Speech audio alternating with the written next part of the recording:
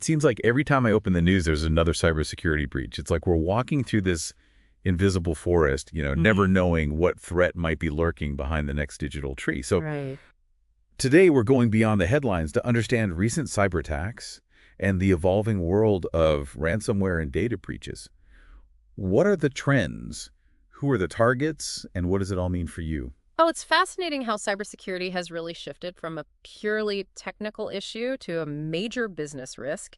And we're seeing that reflected in how regulators are approaching it now. Yeah, right? Yeah. Like the SEC fines hitting those four companies. Exactly. Unisys Corp, Avaya Holdings Corp, Checkpoint Software Technologies Ltd., and Mimecast Limited for how they handled the fallout from the SolarWinds attack back in 2019, $7 million in fines total. Yeah. The SEC is making it very clear that misleading investors about cybersecurity risks is a serious offense. Companies need to be transparent both about the risks they face and how they're managing them.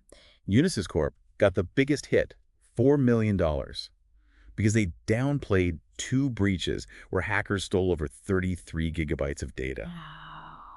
It makes you wonder what kind of data that was and how they even managed to let that much slip through the cracks. That's the kind of question investors are asking, and this case sets a precedent for how companies need to disclose cyber attacks and the level of detail they need to provide. And it's not just the SEC. Breathing down companies' next ransomware is exploding right now, with the government scrambling to disrupt these operations. Over 2,300 incidents just in the first half of 2024. That's a lot. And almost half of those targeted U.S. organizations. It's like a digital epidemic. It is. It creates this horrible dilemma for companies. If they pay the ransom, they might encourage more attacks, but if they refuse, they risk data leaks, lawsuits, reputational damage. Right. It's a lose-lose situation for so many. Like what happened with the Lehigh Valley Health Network, right? Exactly. They refused to pay. Yeah. Their patient data ended up leaked anyway, leading to a massive $65 million settlement in a class action lawsuit. Yeah. This case is a warning for any organization holding sensitive data. You need to weigh the cost of robust security against the potential fallout of a breach, and that calculation is getting more complex every day. And let's not forget the Cyber Incident Reporting for Critical Infrastructure Act coming in October 2025 that adds a whole new layer of pressure. Absolutely. That act will require certain organizations to report ransomware payments to the government. The idea is to increase transparency and hopefully deter attacks by making them more costly for the victims. So hospitals, energy companies, transportation systems, if they get hit with ransomware and decide to pay up, they'll have to tell the government. It'll be interesting to see how that plays out in practice. There's a lot of debate about whether mandatory reporting will actually make companies less likely to report attacks for fear of the consequences, but the supporters of the law believe that more data will help law enforcement understand the ransomware ecosystem and develop better strategies to fight back. It's a tough situation all around. Speaking of vulnerable sectors, the healthcare industry seems to be a prime target.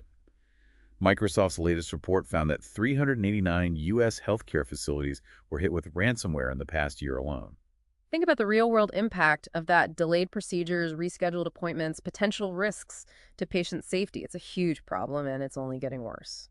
Why is healthcare so vulnerable? Is it just because they have so much sensitive data? It's partly that, but it's also the rapid increase in connected devices in healthcare settings. Think about all the internet-enabled medical equipment, patient monitoring systems, even things like smart 4V pumps.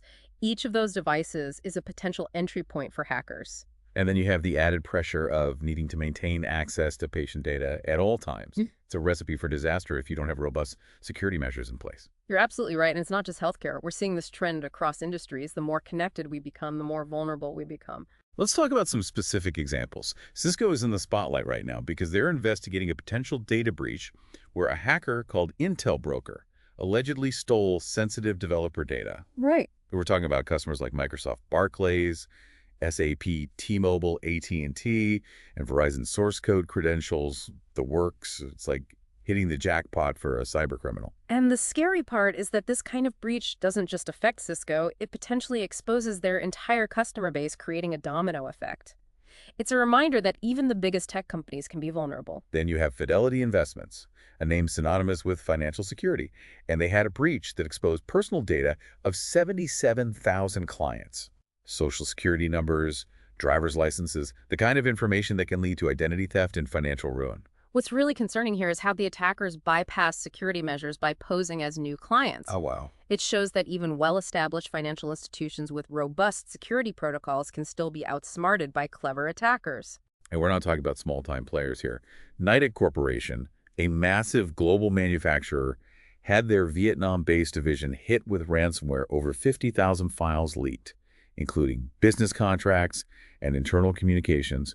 They refused to pay the ransom, so the attackers just dumped the data online. This case demonstrates the high stakes involved in these attacks. Companies are forced to make incredibly difficult decisions with potentially huge consequences. It's a stark reminder that no organization, big or small, is immune to these threats. And then there's Automobile Car Wash, a business you wouldn't necessarily think of as a prime target for cyber criminals. Right. They had an incident that exposed the personal data of 52,000 customers. But get this, it took them 5 months to disclose the breach. Wow. And turns out the Medusa ransomware gang was behind it. They're notorious for publicizing attacks to pressure victims into paying up. Delayed disclosure is a growing problem. The longer companies wait to reveal a breach, the more damage can be done, and these ransomware gangs are becoming bolder and more aggressive in their tactics. They know they can exploit fear and uncertainty to their advantage. It's a reminder that even seemingly mundane businesses like car washes are now targets for sophisticated cyber attacks. It's that invisible force we were talking about, threats lurking everywhere. Exactly, and it's not just about ransomware. Remember the Quick Fix campaign we discussed earlier, the one that uses fake Google Meet pages to spread info stealers? Oh, right. That's another example of how cybercriminals are getting creative. So you think you're clicking on a legitimate Google Meet link, but you're actually downloading malware onto your computer. And this malware, the info stealer, it's designed to steal your login credentials, credit card information. It's basically anything valuable, right? Precisely. And what makes info stealers particularly dangerous is that they often bypass traditional security tools. They rely on social engineering, tricking users into running malicious code themselves. So it's not just about having the latest antivirus software. It's also about being aware of the psychological tactics that hackers use. They're playing mind games with us. That's a great way to put it. They're exploiting our trust, our habits, even our desire to be helpful. And the Click Fix campaign is a perfect example. It has already compromised over 6,000 WordPress sites, potentially affecting millions of users, and that's just one campaign. It's mind-boggling how these attacks can spread so quickly and affect so many people. It feels like we're constantly playing catch-up. That's why it's crucial to stay informed about the latest threats and tactics. Knowledge is our best defense. The more we understand how these attacks work, the better equipped we are to protect ourselves. So what can we do? It can feel overwhelming, like we're just sitting ducks in this invisible forest. Well, first, don't panic. There are practical steps you can take to significantly reduce your risk. Like what? Tell me there's something we can actually do to fight back. Of course, start with the basics. Use strong passwords, enable multi-factor authentication whenever possible, and keep your software up to date. Those 3 things alone can make a huge difference. Those are good reminders. It's easy to become complacent with those things. What else? Be skeptical. Don't click on links in emails or messages unless you're absolutely sure they're legitimate verify requests for personal information. And be wary of anything that seems too good to be true. It's almost like we need to develop a sixth sense for spotting these scams. In a way, yes, we need to be constantly on guard, but not to the point of paranoia. It's about finding a balance between awareness and action. Think of it like this. You lock your doors at night, not because you expect someone to break in, but because it's a simple precaution that gives you peace of mind. Cybersecurity is similar. That's a great analogy. It makes it seem less daunting somehow. So we've talked about the threats, the vulnerabilities, the need for vigilance, but what about the future with the increasing sophistication of cyber attacks and our growing reliance on technology? How can we possibly stay ahead of the curve? It's a challenge, for sure, but it's not insurmountable. We need to shift our mindset from reaction to proaction. Instead of just trying to patch vulnerabilities after they've been exploited, we need to anticipate threats and build systems that are resilient from the ground up. That makes sense, but how do we do that in practice? It requires a multi-pronged approach on a technical level. We need to invest in cutting-edge security technologies like artificial intelligence and machine learning to detect and respond to threats in real time.